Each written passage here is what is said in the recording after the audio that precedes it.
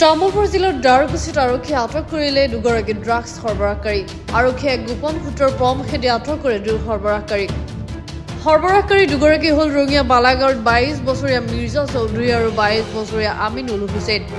ধৃত সৰবৰাহকাৰী দুগৰাকীৰ পৰা জব্দ প্ৰায় 100 গ্ৰাম হেৰইন।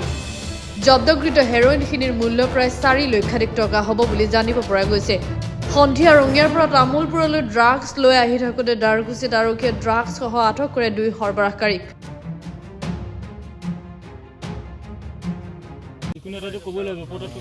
ক'ৰ পৰা আনিছিলা? বালাগাঁও। বালাগাঁৱৰ পৰা আনিছিলা? কিমান আছিল?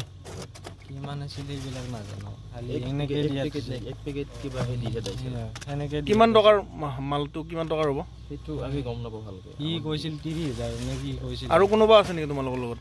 এজন ৰচিদুল নামৰ ল'ৰা বালাগাঁৱত। ৰচিদুল নামৰ ল'ৰা এজন আছে বালাগাঁৱত।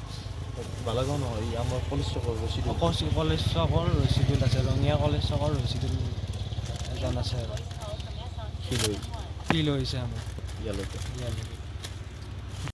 আমি বহুত দিনৰ পৰা খবৰ পাই আছিলোঁ যে আমাৰ তামোলপুৰত ড্ৰাগছটোৱে অলপ শিপাই আছে, ড্ৰাগছটো আহি আছে তামোলপুৰত।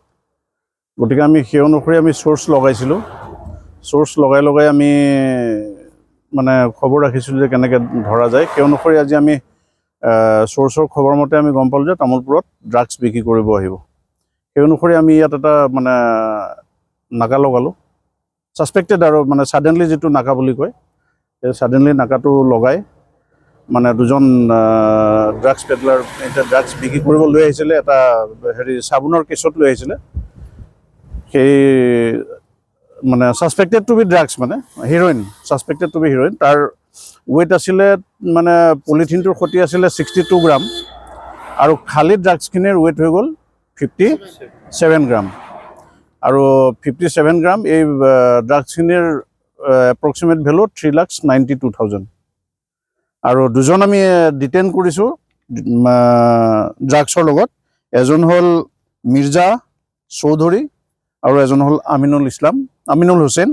দুইজনৰে ঘৰ হ'ল ৰঙিয়া বনগাঁও। এইটো এটা বিৰাট এটা নেটৱৰ্ক, এইটো চেইন ছিষ্টেম। এওঁলোকেও বেলেগৰ পৰা আনিছিলে, গতিকে আমি গোটেই নেটৱৰ্কটো আমি ধৰিবলৈ চেষ্টা কৰি আছোঁ এতিয়া। তেওঁলোকে ৰঙিয়াৰ পৰা আমাৰ তামোলপুৰত বিক্ৰী কৰিবলৈ আনিছিলে। হয়। ৰঙিয়াৰ পৰা শ্বৰিফুল আলীৰ ৰিপৰ্ট, গ্ল'বেল এনি 24x7।